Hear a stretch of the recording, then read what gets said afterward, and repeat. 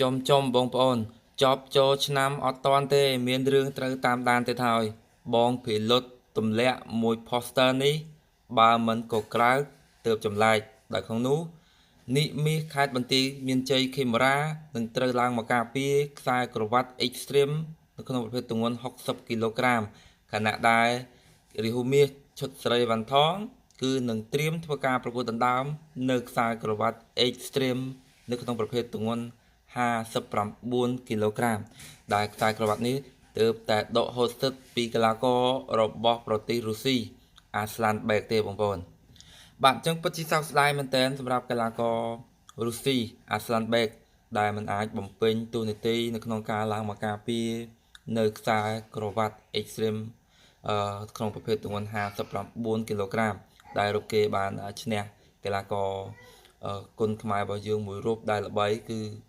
អ្នកលេងចិត្តសាស្ត្របឺតសង្ឃឹមហើយការប្រកួតនោះគឺគេបានផ្ដួលបឺតសង្ឃឹមឲ្យបោះបង់ការប្រកួតតែម្ដងបាទអញ្ចឹងសម្រាប់មកគូនេះបើសិនជាអាស្លានបេកគាត់អាចបំពេញតួនាទីបានរៀបឲ្យប៉ះឈុតស្រីវ៉ាន់ថងធានាថាដឹងតែកក្រើកដឹងតែជក់ចិត្តខ្លាំងដោយសារតែអាស្លានបេកជាប្រភេទកីឡាករដែលល្អតាន់ហើយឈុតស្រីវ៉ាន់ថងរបស់យើងជាប្រភេទកីឡាករដែលតាន់ហើយល្អក្បាច់អញ្ចឹងបើប៉ះគ្នាធានាថាដឹងតែឆ្ងាញ់ភ្នែកហើយបងប្អូនហើយសម្រាប់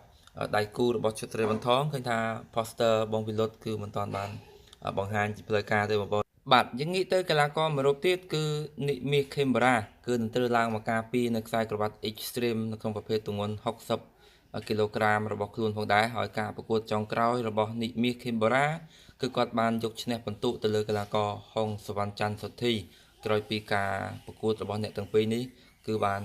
តតាំងគ្នាពេញ5ទឹកបងប្អូនបាទអញ្ចឹងសម្រាប់ប្រិយមិត្តពុកម៉ែបងប្អូនចង់ឲ្យកីឡាករ Camera និងកីឡាករឈុតស្រីវ៉ាន់ថងប៉ះជាមួយនឹងកីឡាករបរទេសឬក៏ប៉ះជាមួយនឹងកីឡាករគុនខ្មែរបាទសម្រាប់ការយល់ឃើញរបស់ខ្ញុំបាទចង់ឲ្យប៉ះជាមួយនឹងកីឡាករបរទេសបងប្អូនបើសិនជាប៉ះជាមួយនឹងកីឡាករបរទេសមិនថាលទ្ធផលនៃការប្រកួតចាញ់ឬក៏ឈ្នះគឺ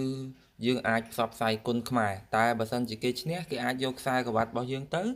គឺផ្សព្វផ្សាយខ្សែក្រវ៉ាត់គុនខ្មែររបស់យើងនៅលើទឹកដីរបស់គេតែបើយើងប៉ះជាមួយនឹងកីឡាករគុនខ្មែរដូចគ្នាទោះបីជាកីឡាករគុនខ្មែររូបណាឈ្នះអាហ្នឹងក៏គាត់អាចទទួលបាននៅប្រាក់រង្វាន់ប៉ុន្តែបើនិយាយពីការចំណេញវិញការផ្សព្វផ្សាយបើយើងយកកីឡាករបរទេសមកគឺយើងចំណេញក្នុងការផ្សព្វផ្សាយគុនខ្មែររបស់យើងច្រើន